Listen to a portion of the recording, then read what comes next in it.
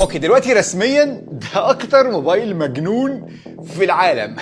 بص عامل ازاي. اذا بتدور على اقوى موبايل في العالم حاليا خليني اوريك. والانبوكسنج الموبايل ده يا جماعه حرفيا من كوكب تاني. ده هو الالترا الجديد من فيفو، الاكس 300 الترا. علبه الموبايل نفسه هي جزء صغير من الانبوكسنج. اول ما نفتح علبه هتلاقي الوحش مستنيك، ولتصميمه شياكه جدا مع اللون الرمادي والحلقه اللي حوالين الكاميرا. واعتقد ده اول موبايل اقدر امسكه هو شخصيا من الكاميرا. الكاميرا هنا متوحشه، هنرجع له حالا. بس جوه علبه الكاميرا بتلاقي كفر لطيف وشاحن سريع جدا 100 واط. بس وصلنا بقى للمهم. جوه الدرج ده هتلاقي عندك 4 حاجات مجنونه. عد معايا. رقم 1 كيس غريبه بتفتح لك امكانيات مجنونه اول ما تركبها في الموبايل. رقم 2 جريب رهيب بتركبه كده في الموبايل، بيديك بطاريه اضافيه وسلايدرز وزراير عشان تتحكم في كل حاجه في الكاميرا. رقم 3 زي ما شفنا في الجيل اللي فات عدسه ميتا الحقيقيه تديك زوم مجنون مع الموبايل، بس المره دي فيفو علوا على نفسهم ادوك عدسه اكبر واكبر بتركبها هنا بالشكل المجنون ده عشان تاخد حوالي 5 اضعاف اعلى زوم اوريدي بتاخده بكاميرا الزوم. واخيرا عندك لانيرد محترم عشان انت اوريدي بقيت شايل كاميرا رسميا دلوقتي. من قبل اي اضافات الموبايل ده بيجي لك مع كاميرا اساسيه 200، كاميرا زوم 200، وكاميرا الترا وايد 50 ميجا بكسل، ونتائج مخيفه يا جماعه. انا شفت حاجات وتفاصيل اول مره اشوفها تطلع على الموبايل. لوهله كده حسيت نفسي مصور للناشونال جيوغرافيك مثلا. الكاميرات من عالم تاني بالاكسسوارز ومن غيرها. بس كل حاجه تانية في الموبايل ده كمان رهيبه. شاشه عملاقه ب 144 هرتز، 8 الي جين 5 مع 16 جيجا رام عشان تاخد اداء ساحق في اي حاجه بتعملها. اكيد طبعا مقاوم للميه تماما، والبطاريه هنا عملاقه مع شحن سريع وشحن لاسلكي سريع. واذا حابب تتجنن على الاخر عندك الرجل اللي تديك ماسكه عالميه، مروحه تبريد عشان تصور طول اليوم بكيفك، وطبعا اكيد مكان تركب فيه العدسات بتاعتك، وبكده هتخوف الناس في الشارع بشكل رسمي. سمعنا رايك في الكائن ده في التعليقات، واكيد تشوفوا عشان تشوفوا كل الاختيارات الجديده.